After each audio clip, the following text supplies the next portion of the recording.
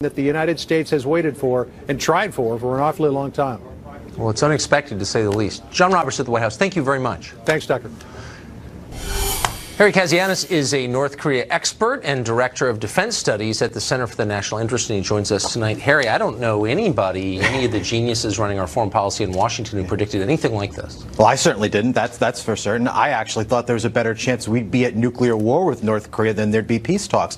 But there's something we're missing, Tucker. There's a little bit of context. South Korean press about 2 weeks ago came out with some reports that were fascinating. They actually speculated that North Korea was actually on the edge of financial bankruptcy. By October, their foreign exchange reserves are probably going to be exhausted, and their dollar reserves are going to be exhausted. Yes. So that means North Korea is essentially bankrupt. You can't build a lot of nuclear weapons and a lot of missiles when you have no money to do it, to pay all the different spies and people to bring those materials back. Right. You can't also feed your people that way. So I do think the North Koreans might be trying to buy some time here, but I also think that Kim Jong-un's newfound pragmatism, there might be a bigger reason for it. So what do you make of this? Kim pledged that North Korea will refrain from any further nuclear or missile tests.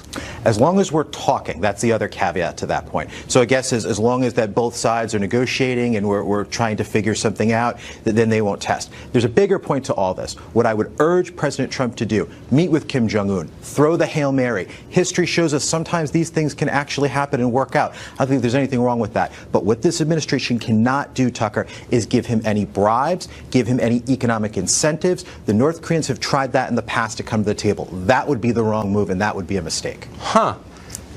So what is the gambit? Continued pressure, I guess, in the words of South Korea? I think what we need to do is we need to test North Korea's intentions. Maybe they're sincere. Maybe they are willing to come to the negotiating table. Because we have to remember something here. The North Koreans, time is against them. Their economy is a disaster. It's worth something like $14 billion. South Korea's is worth something like $1.2 trillion. Someday the North Korean state will collapse, and I think Kim realizes this. So this may be a historic moment. I never thought I would see this before, probably in decades. So I think Trump has to explore it. And he may be the one president who would actually do this, who would go meet with the North Korean leader. Is he going to stop on his way in Oslo to get the Nobel Peace Prize? He should be given the Nobel. If he lands this, if he closes the ultimate deal of a lifetime, you give that man the Nobel Prize. There's no question. But the chances of that are right around zero, I think.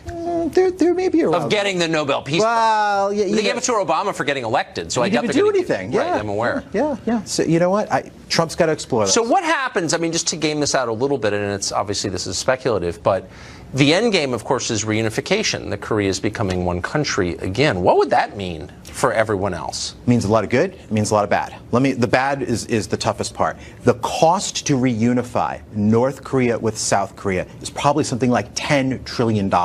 You're talking about having to build roads, bridges, take care of their people. The economics of that would be totally insane. Plus, you would have China and Japan very nervous about what a strong Korea would mean for the region. Just thinking that through is just astronomical. Huh. And China would not be in favor, and Japan would not be in favor. I don't think Japan, I think you could convince them in the long term. China, I think it would be one of their biggest fears. Well, we're thinking ahead. But for the moment, this is really, it's amazing. It's history and again, as usual, no one in D.C. predicted it. Harry, great to see you. Thanks, Tucker. Appreciate it. We've got a lot more on this breaking story later in the show. On immigration now, that was the sleeper issue of the 2016 election. No one in power on either side wanted to talk about it, but voters did. They knew our immigration policy was not serving their interests, and that's why Donald Trump won. You'd think both parties would have learned something from that experience, kind of a big deal, and the message was clear. Voters don't want open borders, and they've said so emphatically. But Congress is still not even pretending to listen. Many Republican members on the Hill are still pushing for a mass amnesty under the Orwellian title of comprehensive immigration reform. And Democrats, well, they've gone completely off the deep end. 20 years ago, Bill Clinton gave speeches, including the State of the Union address, calling illegal immigration a danger to the middle class, because it was, demonstrably. Try saying that now at a Democratic fundraising dinner. You'd be dragged off the stage and charged with bigotry. Democrats are now affirmatively in favor of illegal immigration, not an overstatement. They tried to shut down the government on behalf of illegal aliens. They claim that immigration laws that Congress passed with their support are now illegitimate, and that the officers charged with enforcing those laws are fascists. And of course, they've made all rational conversation impossible by framing the entire issue as a battle in some sort of larger race war. is they insist on constitutional rights like, I don't know, freedom of speech, the right to bear arms. All very inconvenient. Some of them said that out loud. Bill Kristol basically said that out loud. Democratic leaders would like to see these people replaced by compliant foreigners who will serve the ruling class without complaint. Well, do voters actually support any of that? Well, actually, they don't, but it doesn't matter. Democrats know if they import enough new voters, they'll be able to run the country forever. Would you want to live in that country? Probably not, but judge for yourself. California Democratic Senator Kamala Harris recently told the rest of us that California, her state, is our future. Listen. These folks are really mired in rolling back the clock in time, and that's not going to happen. California represents the future, and they don't like it, but there you go. Yeah, they don't like it, but California is our future, says future presidential candidate Kamala Harris. What would that mean, actually, if the future were California? Well, California has more poverty than any state. It has the highest number of residents who don't speak English at home. According to U.S. News, it has the lowest quality of life in the entire country, 50 out of 50 states. Housing prices are totally out of control. Homelessness is overwhelming. Go there and see for yourselves. Hypodermic needles literally piling up in the street. The middle class can't flee fast enough. In the past decade, 1 million more people have moved out of California than have moved in. A U-Haul from San Jose to Phoenix costs 10 times as much as a U-Haul going the other way, because no one's going the other way. This is the future that Kamala Harris is boasting about. All this could soon, by the way, be a political problem for Democrats. The midterms are coming up this fall. Democrats are going to win seats for sure. The out party always does. Republicans have made some really dumb mistakes. They're going to win seats. The question is, will they retake Congress? According to all predictions, they should. They've definitely promised their voters they're going to retake Congress. And yet, in spite of all these advantages, they may not. They may fall short. Why? Because their positions on immigration are radical and crazy, and they have no popular support. In a democracy, popular support still matters. Brian Dean Wright is a Democrat. He's also a former CIA operative who says the open borders agenda is not sustainable, virtuous as it may be, and he joins us tonight. So, Brian, what do you mean by that? Why is it not sustainable to let every poor person in the world move here? Well, here's the bottom line. This argument, this debate has really focused on the past. How have past immigrants made America's greatness? Exactly. And indeed they have. We all have connections to the fantastic immigrant communities, right? So what's happening now and in the next 15 to 20 years? And what we're seeing is something not related or connected to politics, but actually technology. And what is happening in robotics, automation, and machine learning is it's really effectively making human labor less and less important and relevant. And that's especially true for jobs that immigrants hold, and by the way, blue-collar folks and people of color in inner cities in particular. Exactly. So the Obama administration came out with this study in late 2016, right before they left, and they said, look, we're on the verge of losing jobs. If you have them under $20 an hour, you are likely, and I'm going to quote, going to be automated into obsolescence. Basically, your job's going to go away. And they said if you earn less than $20 an hour, you can forget about any kind of quality of life, right? So these are the kinds of jobs that immigrants take. So we need to be talking about how this technology is going to impact not only people here, but the future kinds of people that we should be embracing as they come into this country, to include a merit-based system. Look, everybody can have a different opinion on whether or not we should be doing this, but we should be talking about what's driving this change, and that change is technology. I mean, previous waves of immigration began at the start of the Industrial Revolution. We're at the end of it. So it's a totally different country with different economic needs. What you just said, I'm going to print out and put it at the top of my perspective of the folks that we would be importing down the road. How are we going to pay for the trillion-dollar programs to take care of the people who are already here, let alone bringing in new folks, which about 60% don't have any kind of notable skills? How are we going to take care of them if ultimately they're not providing a lot back into the economy? Exactly. So I think over the next 5 to 10 years, we have got to be focused on where these technologies are headed. And by the way, I've been slammed by folks on the left, including Media Matters and others, for even bringing this subject up. So it doesn't really bode well for having this conversation. No, it doesn't. I'll tell you, if anybody wants to be angry about this, reach out to the people in San Francisco and Los Angeles and New York and Boston who are creating this technology, to your point. I mean, get angry at them for creating a system where we're going to have to be more thoughtful about who we take in this country. Yes, and we are angry. By the way, let me just say, it's thrilling to hear somebody say something that is demonstrably true that everyone else is afraid to say, and you just did it, and I'm grateful that you did. Thank you, Brian. You betcha. A supporter of the open borders agenda on immigration joins us next to rebut what you just heard. Also, did the president insult North Korea's dictator so much that he actually agreed to a meeting and made disarm? This news is moving fast, and we're going to have the latest on that story when we come back.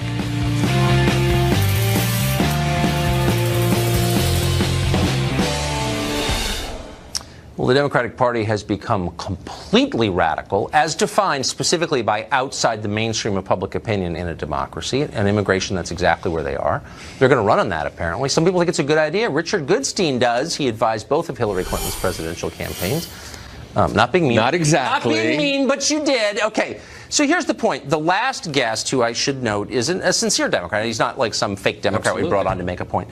He's a Democrat, but he said, look, every study, all by liberals, the Obama people, the McKinsey company, the consultants, all of them predict that like a huge percentage, 20%, say, of all of our blue-collar jobs are going away really soon. And yet we're importing people who, as he noted, are 60% without meaningful skills, poor people with no education. It doesn't mean they're bad people. What are they going to do? This is crazy. Well, here are some industries where I think we're not going to be losing jobs so quickly. Hospitality. Yes. Construction. Agriculture. Landscaping. Retail, healthcare. I mean, this is where actually a lot of these undocumented immigrants are working. And you see what's happening in California, where these businesses are just absolutely caught in a vice. You got ICE on one hand, this California law on the other, basically saying not so fast, and they're losing employees and they're losing customers because people just don't really want to be around them. No, I think most of the jobs you mentioned are designed to serve rich people. And so this policy itself is designed to make sure that everyone in your neighborhood gets cheap housekeepers. I get it. And so the ruling class is in favor of that. But I'm talking about actual jobs, one that you can support a family on. The old industrial jobs that are going away. Right. Why would you ever, in the face of that change, import people who are not prepared to compete in a digital, high-tech economy? Why would you do that? So again, when you talk about importing people, the Democrats... Letting them come. Okay, fine. Understand that when the Democrats were in control, we had a Gang of Eight bill that 14 Republicans, Orrin Hatch, Lamar Alexander, not lefties, supported. And we also had a net outflow of people from the U.S. to Mexico, right? That's when the Democrats were in charge, right? So this notion about open borders, that's a caricature. I get it, but it just happens not to comport with reality. But they're literally arguing for open borders now. I mean, they're arguing for them now. Any border enforcement is not just wrong or against this country's economic interests, which is a real conversation which I'd be happy to have, but it's racist. You don't like people of a different color. They're basically describing this as a kind of race war. Is there a more divisive way to conduct politics than to say that kind of crap out loud when A, you know it's a lie, and B, you know it's going to leave permanent wounds? Well, again, so Kamala Harris, who you quoted earlier, said, I'm a former prosecutor. If ICE wants to take out gang members and violent criminals and so forth, I'm there, because that's what they should be doing. If somebody's here that's undocumented, that's a violent criminal, get them out. That's what she's been saying. Look, as far as kind of targeting people by race, Jeff Sessions, I'm quite sure, went into California with his program and his lawsuit because the vice was tightening elsewhere in the Trump administration. Stormy Daniels, things weren't looking good for him personally and the administration generally, and it's a good way to kind of talk about the other. Okay, but here's the truth. It is. Lawmakers can debate the wisdom of laws. Okay, that's what they do. Lawmakers should never encourage others to disregard laws, to flout the law, to undermine the law. Their job is to make laws, not encourage lawlessness. Agreed. So if Democrats don't like immigration laws, the ones they voted for in the Congress, why don't they work to change them rather than try to convince people that laws you don't like don't need to be obeyed, which is what they're doing now? Well, what they're saying is that by law, the federal government actually cannot force a state to spend its resources. I mean, it's rich. Will you agree? Nobody that you have people from Alabama who absolutely stiff-armed the Voting Rights Act, saying now we think the state should really be disempowered and should follow what Washington's saying. Nobody is arguing this. We've been through this ground many times. States are not obligated to enforce federal law. They are prohibited from undermining it, from thwarting it, from obstructing it. And that's exactly what they're doing. You know it. It's illegal. They're doing it anyway. The lunatic mayor of Oakland, whose actual American citizens are dying because parts of Oakland are terrifying, rather than meet their needs, she's encouraging illegals to escape federal law enforcement. Well, that's obstructing the law. She's advising them of their rights, which if there was some other right, if it was the Second Amendment, you'd say, thank God, Mayor. They don't have rights. They're not American citizens. Well, she's basically and her concern should be for American citizens. She was basically saying, do you not have to respond to a knock on the door? That's kind of a right that you've got. The cops are coming, run. No snitching or whatever. She's another out-of-touch rich lady who doesn't understand that her obligations to Americans, not to foreigners. What law enforcement people would tell you in Oakland and elsewhere in California is that to the extent that the immigrants feel beset upon by the police and by law enforcement, they're less likely to report domestic violence and other things because they just don't want to come forward. Who cares? Okay, look, I'm not against, for the fifth, I'm actually for immigrants. I like them. But shouldn't lawmakers make their bottom line the well-being of citizens? Democrats are not doing that. If they don't win the House, I'm going to come on the show with you and gloat because their views are so out of the mainstream, they may not even win the House. I don't think this is why, if they don't win the House, it's going to be. Because the fact of the matter is, if you look at the polls are no wall.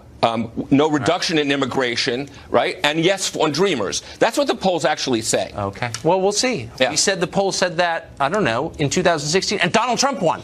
Although he lost by 3 million votes. We're all so 3 million stupid. short, but yeah, he won. Thank you, Richard. Sure. California says the federal government's immigration lawsuit is an act of war, which is why the state of insurrection against American law is in place. A lot of stuff going on in this country. The director of ICE joins us to talk about it.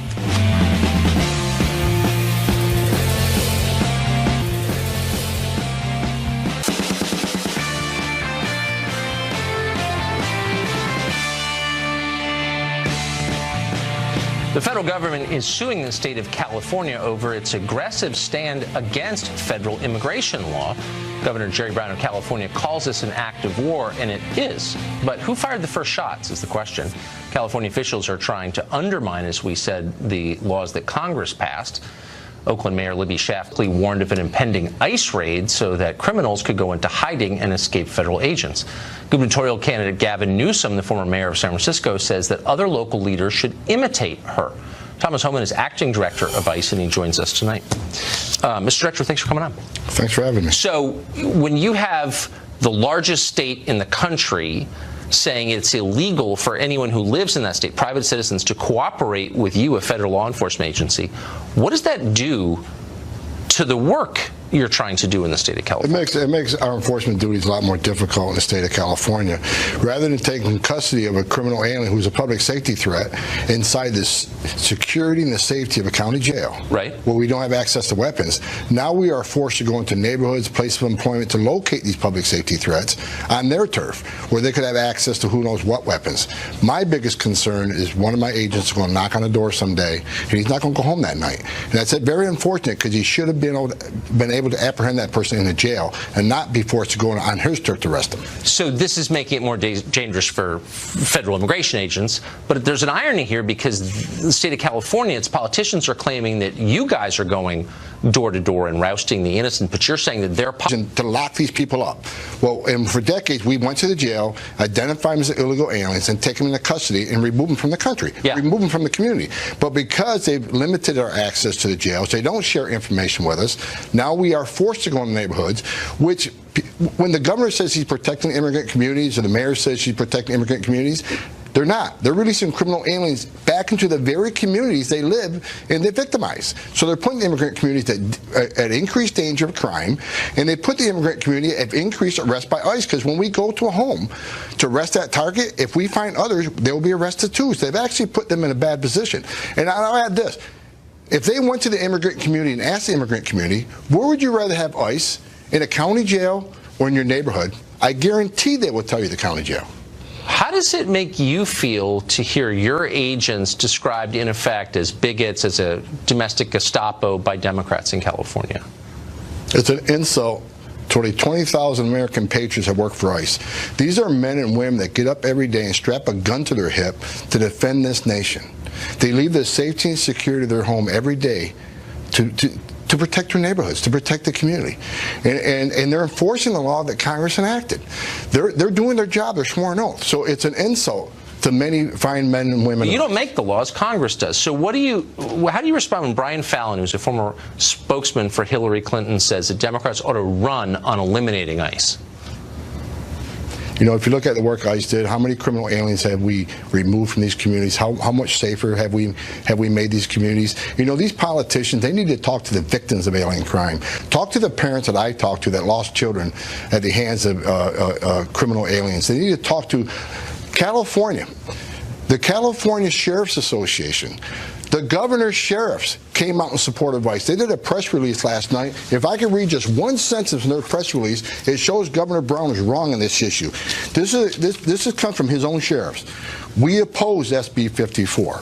The bill is enacted still containing significant liabilities, which include restricting our communication with federal law enforcement about the release of wanted, undocumented criminals from our jails, including known gang members and other serious offenders. His own sheriffs agree with what ICE and DOJ saying. It's shocking. Mr. Truman, thank you for coming on. That was great. Thank you for having me. Good to see you. We have newly released radio transmissions from the Parkland massacre in Florida. They tell us a lot. That's next.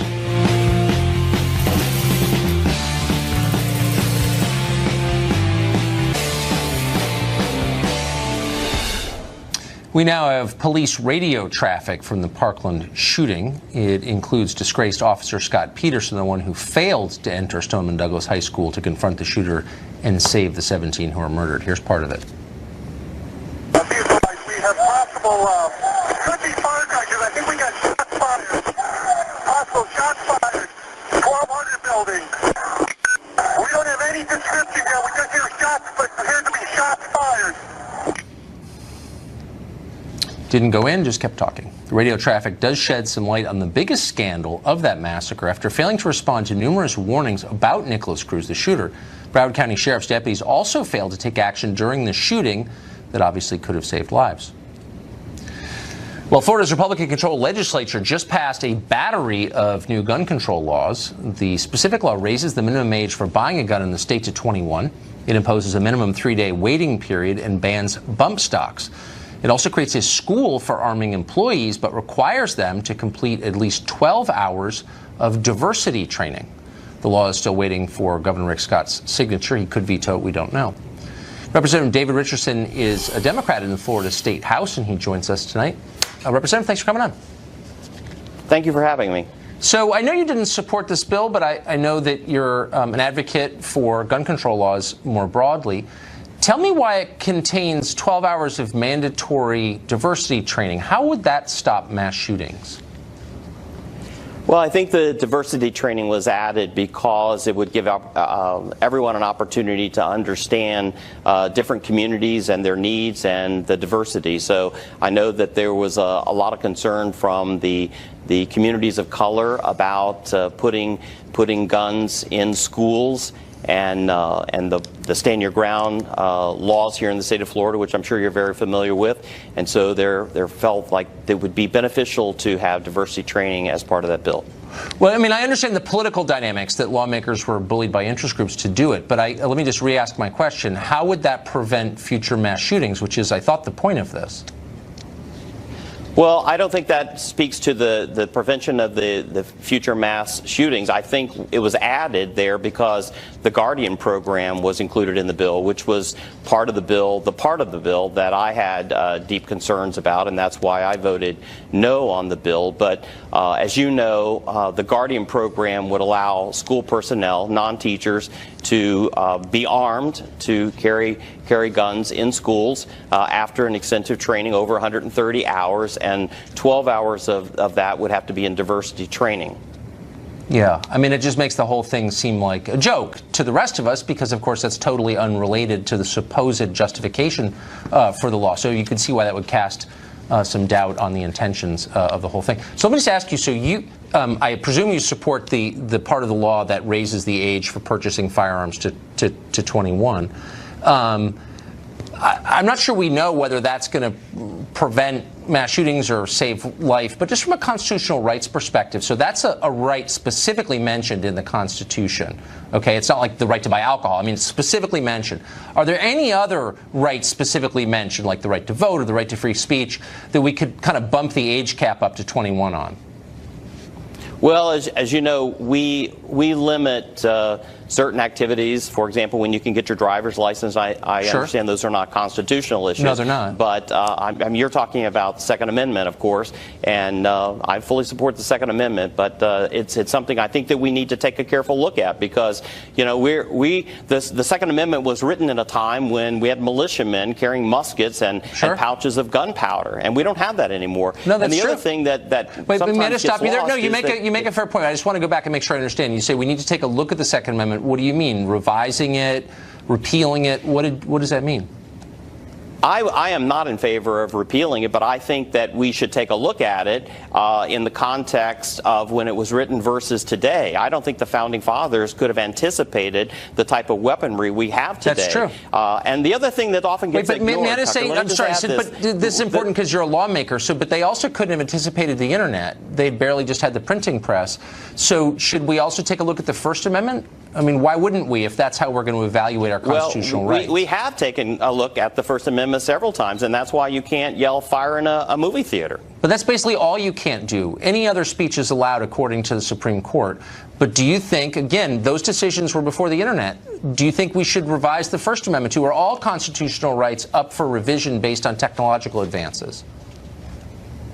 So guns are the subject that we're talking about tonight, not the First Amendment. No, the Constitution. Let me just say, Tucker, let me just get this in, and let me just say this. Yeah, of course. So what often gets lost in the discussion with the Second Amendment is the part that starts with the Second about a well-regulated militia. Yes. So why aren't we talking about that? Where is this well-regulated militia? Well, the Supreme Court has actually brought that up at least twice in the past 10 years, and both times specifically said that amendment applies to the individual, not to the militia. So that is a settled legal question. I'm just wondering how the Florida State Legislature is reinterpreting that, but whatever, I guess we'll find out. Congressman, Representative, thank you for joining us. I appreciate that and your explanations.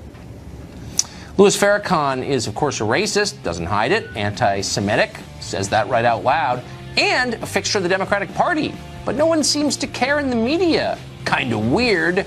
Mark Stein's been noticing this. He'll join us next to weigh in.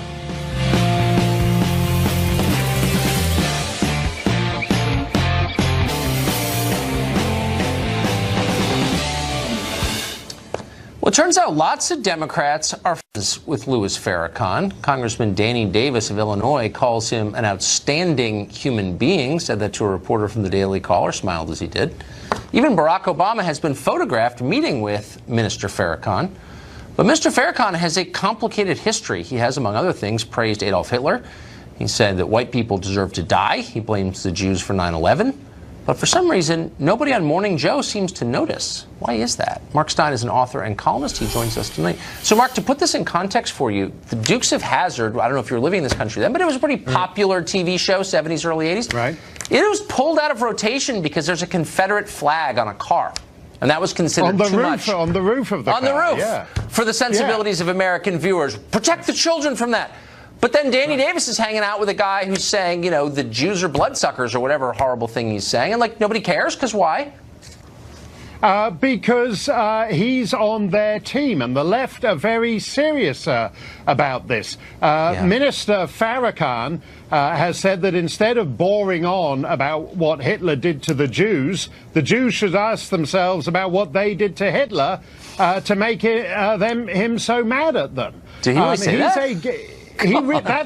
That's how he's formulated it on multiple occasions. The media and powerful Democrats, such as the deputy chairman, Keith Ellison, look the other way. They've looked the other way since at least the so-called Million Man March, when he went nuts and started talking on the Mall that he was standing by the Lincoln and Jefferson memorials, and Lincoln was the 16th president, and Jefferson was the 3rd president, and if you add them up, 16 and 3 makes 19, which is the precise height of each of the memorials, and 19, the 9 means there's a pregnant womb, and the 1 means there's a secret that's going to be uncovered. He's a nut. He's a nut.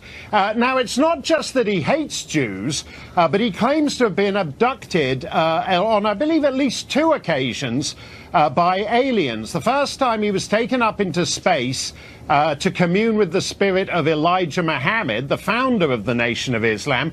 And the second time he was apparently abducted by Jews who've got a UFO. There's Jews in space. Who knew?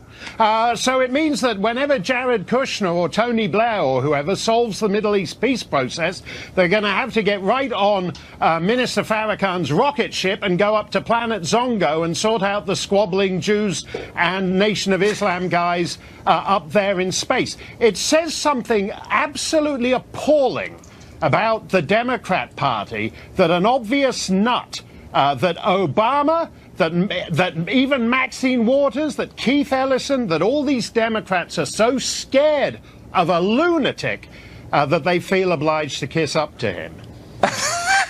You just blew. I covered the Million Man March. I didn't know any of that. That was amazing. He's even nuttier than I imagined. Yeah, it's all in the numbers. 16 plus 3. Look, he makes great calypso albums, or he did in the 50s.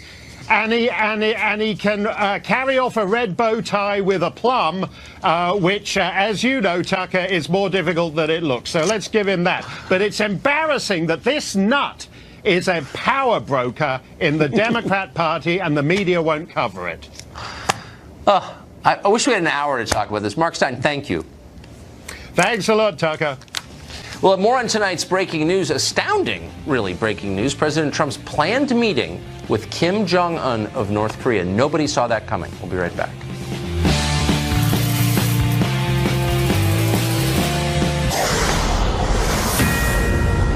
Fox News alert: the Trump administration remarkably planning the first ever meeting between a sitting president and a North Korean leader. Nobody saw that coming.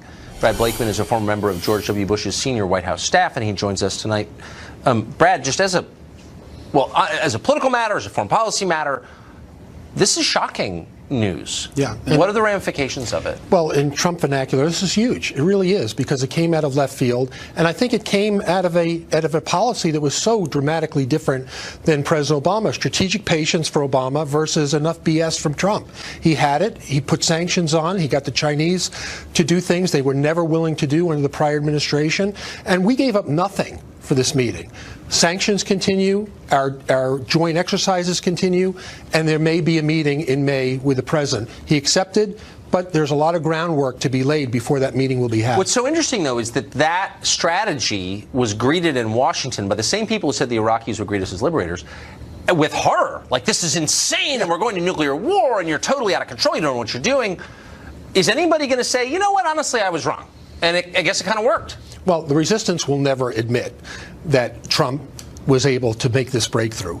The question is, what will come from a meeting, a face-to-face meeting with the president of North Korea and the president of the United States? I equate this is the modern day Nixon goes to China. Mao makes this guy look like a choir boy compared to the brutal dictatorship, hermit kingdom. But look, if Trump is able to make even a modicum of difference in turning back the clock on their nuclear program. And this is going to be huge. And it's going to be good for the United States. It's going to be good for the region. And I think China deserves a lot of credit. The South Koreans deserve a lot of credit. But there's a lot of groundwork in the next month or so. For sure. And it may not work, but this is not a step, obviously, anyway, toward war. Last question. Could any other president, whatever Trump's, whatever he's not good at, could any other president have done this? It would be hard to believe they could. Why? Is because he's so unorthodox. He's willing to do things that Foggy Bottom would never have entertained, and that's why he goes around people and does things that are totally unexpected. That's a good point. Yeah, the State Department did not do that. Oh my God! Of course not. Yeah, of course not. Thank you for reminding us of that. Pleasure. Brad Blakeman, great to see you. Good to see you. Thanks. We have confirmed Attorney General Jeff Sessions has appointed a prosecutor to lead a team looking into concerns from Republican lawmakers, including Uranium One. Tomorrow night, the Attorney General joins us on our set, 8 p.m. Eastern, to discuss that. Sorry, we missed News Quiz tonight. It's tomorrow. Good night from Washington. Here's Sean. Tucker, thank you. Welcome to Hannity. Huge breaking news tonight. President Trump scoring a big win and possibly averting a major global nuclear crisis tonight with North Korea. The president, in fact, accepting an invitation to meet with Kim Jong-un by May, and North Korea agreeing to stop nuclear and missile testing, and the sanctions continue in the meantime. We'll have our opening monologue in just a few minutes, but first, joining us from the White House with the very latest on how this all came to be is our own John Roberts. John, big surprise for a lot of people. Big term I thought was used is denuclearization. Yeah, you know, the president says that this is not about a freeze, it's about denuclearization. We knew that something was up, Sean, when the president for the very first time poked his head into the Brady briefing room at about 5:30. He got maybe his nose and two toesy, and that's about it. But he told us in the briefing room that South Korea was going to have a major announcement this evening about North Korea. And then we heard what the South Koreans had to say. The president tweeting about it tonight, saying, quote, Kim Jong-un talked about denuclearization with the South Korean representatives, not just a freeze. Also, no missile testing by North Korea during this period of time. Great progress being made, but sanctions will remain in effect until an agreement is reached, meeting being planned. And here is the extraordinary announcement by South Korea's National Security Advisor, Chung Wee-yong, here at the White House shortly after 7 o'clock. Listen. I explained to President Trump that his leadership and his maximum pressure policy, together with international solidarity, brought us to this juncture. He expressed his eagerness to meet President Trump as soon as possible. President Trump appreciated the briefing and said he would meet Kim Jong-un by May. Now, shortly after that, the National Security Council held a conference call to kind of walk us through the background of all of this and where it goes from here. Asked why the president didn't start with lower-level talks, National Security Council spokesperson said that other administrations have tried lower-level talks with North Korea, and they have gone nowhere. So the president thought that he would jump in with both feet here. Also, that President Trump will not reward North Korea in exchange for talks, but said he would meet and he expects North Korea to put action to the words that they conveyed tonight. Sean, one of the big questions left to answer is where are they going to meet? I highly doubt that they would meet in North Korea. I highly doubt that they would meet here. There's an area in South Korea and the North Korean border where they could meet, which is actually where Kim Jong-un is going to meet with Moon Jae-in, the president of South Korea. It's a little place just on the South Korean side of the border of Panmunjom called Peace House, or maybe they could meet somewhere else. All of that is being decided. What's really most interesting about all this, Sean, is that the fact that the president was so widely criticized for taking the approach that he was taking toward North Korea and all of the rhetoric that was flying around, calling Kim Jong-un little rocket man, saying my nuclear button's bigger than yours, and Kim Jong-un responded by calling the president a fat dotard. Well, you never thought that that was going to go anywhere except lead toward nuclear war, which a lot of experts did. And now here we sit on the verge of talks between the president and Kim Jong-un. I remember back in November when we were in Vietnam with President Trump, I was sitting in my seat at a press conference at the presidential palace in Hanoi when my phone rang.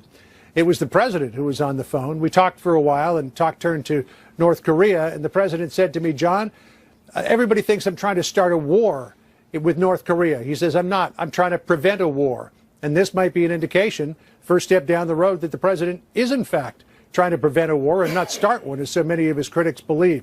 Lindsey Graham had some words of caution for Kim Jong-un tonight, saying, quote, a word of warning to North Korean President Kim Jong-un. Worst possible thing you can do is meet with President Trump in person and try to play him. If you do that, it will be the end of you and your regime. Tough words from Lindsey Graham tonight, Sean. All right, historic day by any measure. I'll have a lot more. That call is very insightful. I'll address that in my opening monologue in a few minutes. But joining us now first with more on this major breaking news live at the Pentagon tonight, Jennifer Griffin. Turns out a lot of people might have been taken off guard. And from what I hear, Secretary Mattis had to come out of an important meeting. That's right, Sean, and I've spoken to several very senior leaders here in the Pentagon tonight who have welcomed what they're describing as a potential breakthrough when it comes to North Korea and its nuclear program. Kim's offer to denuclearize is being viewed as potentially historic. There's no downside to talking, one senior U.S. military leader who has been tasked with preparing for a possible preemptive military strike told me. It's good news. People should be happy. The Pentagon was caught flat-footed, as you mentioned, by the announcement tonight. Spokesmen and aides scrambled here at the Pentagon. Defense Secretary Jim Mattis had to be pulled out of an off-site retreat with senior civilian Pentagon leaders. He had to leave the meeting when news broke from the White House. Secretary of State Rex Tillerson was in Africa, saying earlier today talks were premature. U.S. military exercises with South Korea will go ahead as planned in April. In the past, Kim Jong-un had demanded a freeze for freeze. He views these annual exercises as a dry run for an invasion to overthrow his regime. I just got off the phone with one senior U.S. military leader who said tonight's announcement is the result of the president's maximum pressure campaign. On North Korea, President Trump has moved the needle more than any president before him. The proof will be in the pudding, but this is a breakthrough. It's significant, this defense official told me. This is a very different tone, Sean, from what we heard from top intelligence officials. Director of National Intelligence Dan Coates and Lieutenant General Robert Ashley, the head of military intelligence on the Hill 2 days ago. They were skeptical when asked about Kim's offer at the two-day summit between South Korean leaders and Kim Jong-un in Pyongyang. But tonight, the Pentagon's top leaders are welcoming the news if the real goal is denuclearization of the peninsula. Until then, they tell me they will keep the pressure on. Sean? All right, Jennifer, as always, thank you. And joining me now with reaction, former Deputy Assistant to the President, Fox News National Security Strategist Sebastian Gorka, and former Secret Service agent, NRA TV contributor Dan Bongino. Dr. Gorka, we start with you.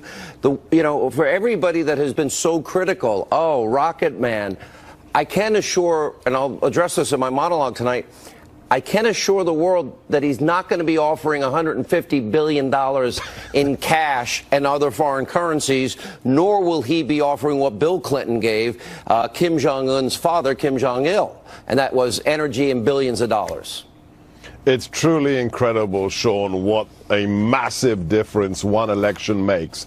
We have an administration that's not going to kowtow to evil regimes. It's not going to fund terrorist regimes, as you rightly pointed out with the JCPOA Iran deal. American leadership is back. We have a president who has walked the walk, talked the talk, and carried a very large stick. He stood up to this Stalinist dictatorship in North Korea. And what's happened? In the matter of just a few months, they've backed down and they want to talk. After decades and decades of appeasement, this is the vindication of the president's foreign policy. After the crushing of ISIS, this is perhaps the biggest foreign policy win that we have seen. And it's less than a year and a half into the administration. This is a problem that has plagued the West, plagued the Pacific region for decades, and finally there is hope of resolution. Remember what Reagan said, trust but verify, but we are on the way to stabilizing the peninsula. Yeah, well said. And Dan Bongino, by showing strength and a commitment,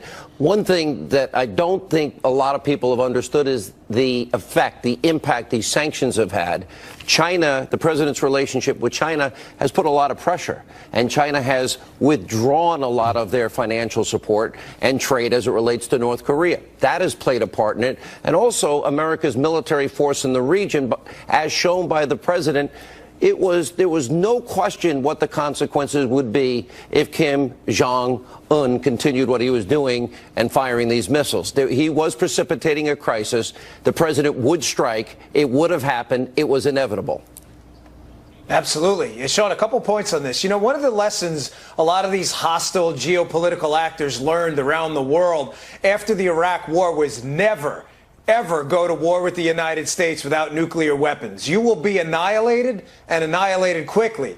Well, the Kim regime learned from that, and they've been holding the threat of nuclear war like a gun to the head of the world now for years. But think about what happened. They took advantage of our predictability on this, Sean, and we've been predictable through Democrat and Republican administrations. Then we get a Queens builder in office who drops a couple DEFCON 1 level tweets in there. He's entirely unpredictable, and all of a sudden they want to chat about denuclearization. I think Trump deserves, even from his liberal haters, and they are many, and legion in the media, deserves a little bit of credit for what Dr. Gorka said. And he's right, a major, major foreign policy breakthrough. You know, but very predictably, Dr. Gorka, the left only seems to like it if we're bowing, kissing the rings of murdering dictators, and offering them bribes. Well, offering bribes with Bill Clinton and Kim Jong-il didn't work. It's not going to work with the mullahs in Tehran.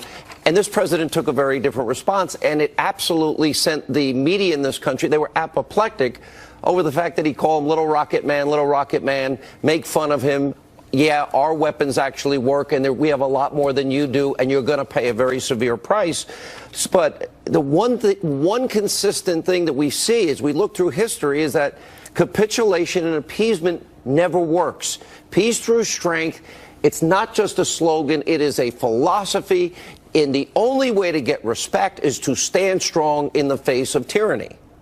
Right, as we did twice during the 20th century, and America saved Western civilization, saved Judeo-Christian civilization from the Nazis and then the communists. I just want to see the headlines tomorrow, Sean, in the New York Times, the Washington Post, on CNN, in the Huffington Post, that they're going to eat crow because the president's policies worked. You know what the real irony is? Guess who got the Nobel Peace Prize? The man who flamed out with his foreign policy, Barack Obama. Who deserves a peace prize right now? It's Donald Trump for what he's bringing to the Korean Peninsula. That's the truth. Let me go, Dan Bongino, to the actual statement. And I think this is really profound. And I brought this up with John Roberts. And John Roberts' insight into the president, I'm not trying to start a war. I want peace here.